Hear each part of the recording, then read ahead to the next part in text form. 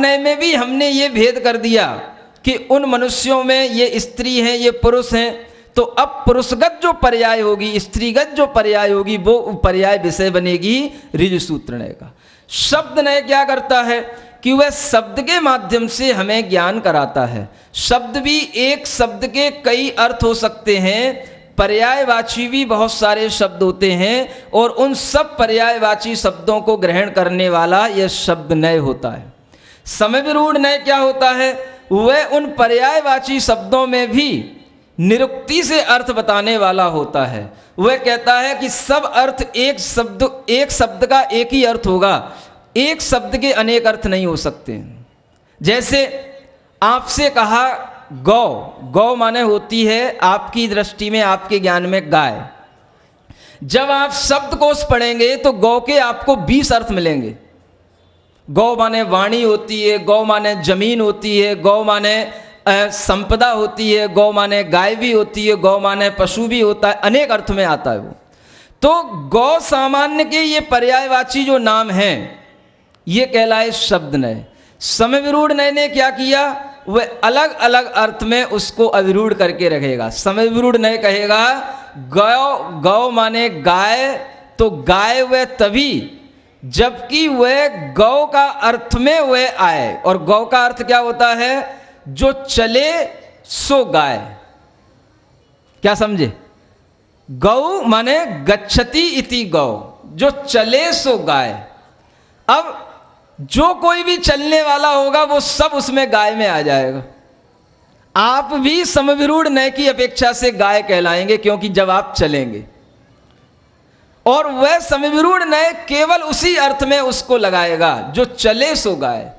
और एवं भूत नय जो उस क्रिया में परिणत होने पर जो भाव उत्पन्न होता है वो कहलाएगा एवं भूत नय का। तो अगर वह गाय बैठी है तो उस बैठी हुई गाय को भी वह गाय नहीं कहेगा, जिस समय पर वह गाय चलेगी तभी वह गाय कहलाएगा। समय विरूढ़ नय क्या कहेगा? वह शब्द की अपेक्षा से, और एवं भूत नय उस क्रिया की परिणति की अपेक्षा से। तो इस तरह से इन नयों के अलग अलग विषय बन जाते हैं। जब क्रियारूप परिणत हो जाए तो वह गाय है। गाय भी जब तक बैठी है तब तक गाय नहीं है, वह जब क्रिया में परिणत हो जाए तब गाय। और वह गाय के अगर पर्यायवाची शब्दों की अपेक्षा से देखते हैं तो वह गाय जो इस तरह से गाय के रूप में आपको जानने में आती है वो गाय।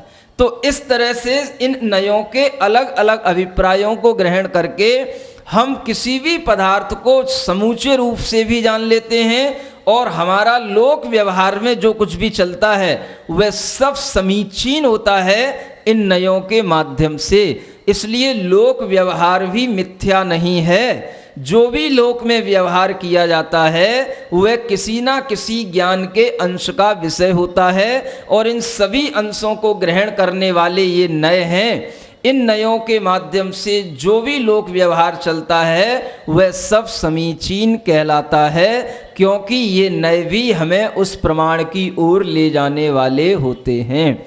इसलिए ये कहलाते हैं दृष्टिकोण, और प्रमाण कहलाता है दृष्टि। दो चीजें ना, एक दृष्टि और एक दृष्टिकोण।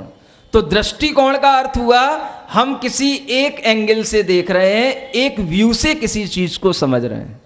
और दृष्टि का अर्थ होता है समग्रता से जानना, पूर्णता से जानने वाला प्रमाण, और उसके किसी एक अंश के माध्यम से, एक गुण या उसकी एक क्रिया के माध्यम से जानने वाला वह कहलाता है नय। ऐसे प्रमाण और नयों की व्याख्याएं आचार्यों ने दर्शन शास्त्रों में अनेक प्रकार से की हैं। आप उनको पढ़ने का मन बनाएं। ये पहला अध्याय थोड़ा सा आपके लिए कठिन हो सकता है, आगे आने वाला दूसरा अध्याय बहुत सरल होगा और बहुत इंटरेस्टिंग भी होगा। हमें लग रहा था कि आपने इस अध्याय को भी बड़े इंटरेस्ट से सुना है, क्योंकि यहाँ पर एक भी आदमी हमें ऊँगते हुए नहीं दिखा है।